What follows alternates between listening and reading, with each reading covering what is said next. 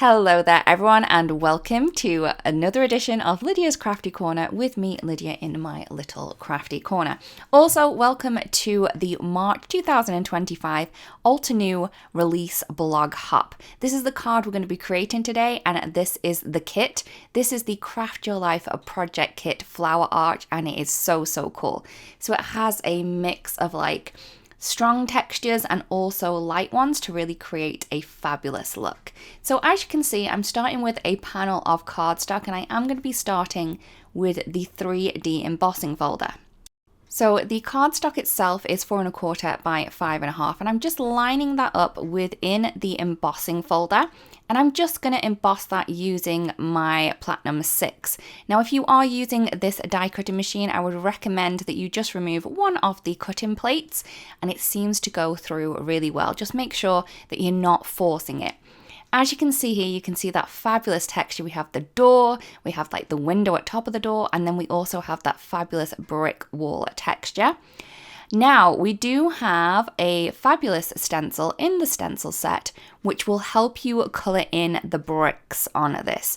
So what I'm going to do is I'm going to line that up with the embossed texture that I have on the piece of cardstock, and I'm just using my sticky mat to keep that in place.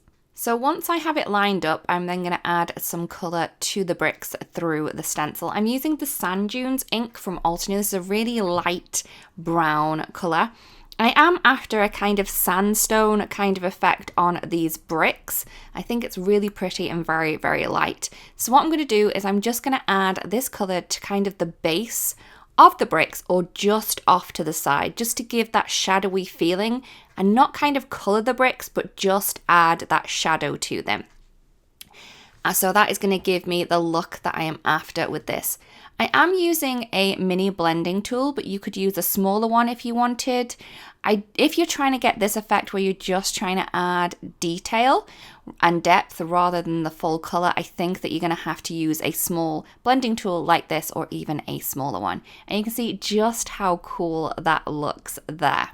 So for the door, I wanted to kind of add a texture to this, kind of a wood grain texture, and I'm going to do that using some of the artist markers from Altenew. So I have my artist markers here and I'm going to be colouring in the door, and here I am using the fabulous Rocky Shore marker. So I'm just adding the colour down. So this is the same kind of colour family that I used with the ink. So this is going to give me a kind of really blend together kind of tone with this one. So I'm adding all of that colour over all of the pieces, so then we have a kind of base for the wood planks.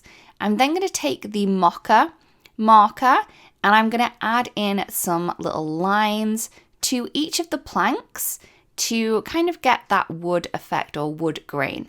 So I'm adding really squiggly, not squiggly lines, but broken lines. Also, some of them I have added a little bit of a curve in to kind of give the knot texture of the wood grain. This is really easy to do. You don't need to make sure everything's perfect. The messier you do this, the more realistic it's going to look. This is actually quite therapeutic to do. It's really relaxing. You don't really need to think too much in it. A couple of lines here and there, a little bit of a swirl, and you are going to be good to go. Like I said, it does not need to be perfect. The more realistic it looks is the kind of quicker you go with it. So I'm just going to keep going, making sure that I have at least a couple of lines on each of the planks. Some of them have that little knot texture, most of them do not. I found that I had added a little bit more lines onto the other side, so I just went in there. I'm then going to go back over with the Rocky Shore marker just to kind of blend those harsh lines in a little and make it a little bit more subtle. And there we go, there's our little wood grain texture created really quick and easy to do. I'm then going to go ahead and add in kind of a glass texture or a reflective texture to the window at the top. So I have the sea glass marker and I'm just adding some vertical, actually horizontal lines to that just to add in a little bit of an effect. To finish off, I am going to use the silver kind of watercolor marker that we have to add in the little metal details to the window and also the door. Now I'm feeling that these little kind of finials that we have up here in the glass window are going to be leaded. So that's why I have added this silver marker over the top of these. Really quite easy to do. The tip that we have on this brush marker is so super fine, so you can definitely get into these little swirls without making it too much of a kind of mess anywhere. As you can see with the marker, it can be a little bit temperamental with how much water or ink I get out of it, so that's why I have added this over to the side and kind of just dip the pen into it. So once I finished with the window, I'm then going to add the metal details onto the door. So we have the little bolts that we have on the door here. We also have the door step, which I decided to do in metal. It could be a door step, it could be a kickboard at the bottom of the door, completely up to you. I went for a kind of kickboard here. And then we also have the strip down the center of the door that kind of keeps the door together. And I've gone for metal here, but you could add in more of a brown kind of texture if you wanted to. I wasn't completely happy with the kind of depth of color that I was getting the first time round. So all I've done is I've just gone over that again to get more of a silver color. I'm then going to go ahead and stamp my flowers. So to do this, I'm using my stamp wheel. I want to kind of position this into place onto the panel that I've already created and then stamp it on the panel underneath. This way I'm going to get as much as that floral element that I need, and I'm going to be able to use the rest of the cardstock as well. So once I have that placed, I'm then going to ink that up, and I'm just going to be using the Industrial Diamond ink to do so. I wanted a kind of dark outline, but not too dark. So that's why I've gone for a grey rather than a black. I'm just going to stamp that into position onto that card piece, and I'm then going to go ahead and colour it in. So for my flowers, I wanted kind of a bluish purple tone. So I'm going to go in with some Alpine, Aster, and also Hydrangea. I am using the mini blending tools to do this, but again, you could use larger ones, you can use smaller ones, completely up to you what you have and also what you feel comfortable with. The more kind of practice you have with these tools though, the greater you are going to get with them. So as you can see, I'm adding a mix of the purples and blue over all of the base layers of these flowers, and I just think that this looks really, really pretty. So once I'm happy with the amount of colour that I have down, I'm then just going to move the stencil over slightly and then add in that last flower that we have here, again with the same colours that I used before. We'll then go ahead and add in the second layer, and I am going to be using some darker colours here, so I'm going to be using the Indigo Skies and also the Andromeda to add in this second layer here. So this is going to add in a little bit more detail, some more depth, some more dimension, and I just think it just looks ever so pretty. And because I'm not adding a lot of pressure or a lot of ink through these stencils, it is going to give me a really soft look with that really deep colour on the edges next to the stencil. I'm then going to add in some more colours, again with that Crystal Violet and Ultraviolet this time. So this is going to add in some more blue and purple tones, but we're all keeping it in the same kind of colour families. So it is going to give us that really beautiful subtle look, and just look how pretty that looks there. I am loving this. Even though I'm not a purple girl, I'm really loving that blue tone in there. I'm then going to move on to the foliage, and for the foliage I'm going to be using this Marshland colour first, and this is going to add in the kind of base to those leaves and also the flower centres as well. So I'm using a mini blending tool here. I could have used a larger one because the area on this is quite large to add the colour through. Once I'm done with that, I am then going to add in the second layer. So again, I'm just going to line that up. We do have etched details on the stencil, so this is really going to help you line this up. And this time I'm going to go in with the Sea Forest to add in that darker shade. And I just love this colour. This is one of my favourite green colours.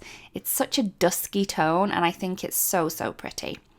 We also have this kind of third layer here, and I'm going to go in with the Mangrove root just to add that in. I did miss a spot, so I've just added that in there. So I then wanted some sentiments, and because I know that the rest of this panel is going to kind of go to waste, I am going to stamp my sentiments from the same stamp set onto this panel. And I'm going to stamp a lot of them. So I'm going to stamp some of the ones that I'm going to be using, and then I also have some other ones that I stamped on there just so I didn't waste that cardstock at the bottom of this panel. So once I had finished stamping the sentiments, I've moved those over to the side, and I'm just going to die cut this little piece of the florals that we have. I'm using the die set from the project kit. Just going to pop that around the elements. It's so good that you can see the elements through the die, so you can see exactly where you're going to cut.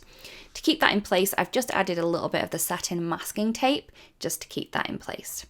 Now, when I embossed this panel, because it was so detailed and all of the kind of texture that we have on there, it kind of warped the size of the cardstock. So I'm just took a little bit of a trim around each of the edges just to neaten the edges up there. That's all I did. I'm then going to add this into place onto a 4 1/4 by 5.5 card base, and I'm just using the 1 inch thick instant dimension foam tape to do that. And you can see just how pretty that looks. And I do love the extra dimension that we get with the foam tape.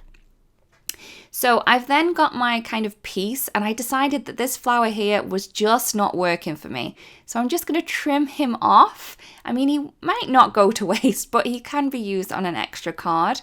I'm then going to add some of the 3D kind of foam, or the instant dimension foam tape, sorry, onto the back of this die cut piece. I'm just adding small pieces, and I'm just going to remove those backing pieces, and then we can add this in place.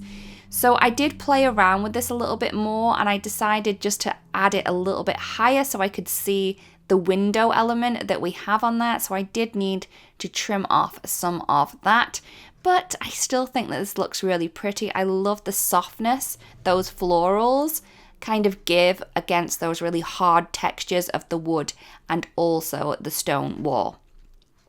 I'm then going to move on to the sentiments. I'm just going to trim around one of these. I do love a solid sentiment, so having the sentiment in black, I mean in white on a black background, really makes me happy. I don't know why, but I really do love the look of it. So I'm just going to play around where I think that's going to go. And then to pop it in place, I'm just going to use some more of that instant dimension foam tape. This one I've used the thicker one, and it's just going to add a little bit more kind of height to the sentiment just to bring that away from the background a little bit more. So I'm just going to pop that into place, and I just love how this looks. So that is the card complete. We have those hard textures of the wood and the stone against the soft textures of the flowers. For more inspiration using the products from this release, please make sure that you carry along on the video hop to get lots of inspiration. We really do hope that we see you again soon, and have a beautifully crafty day. Goodbye.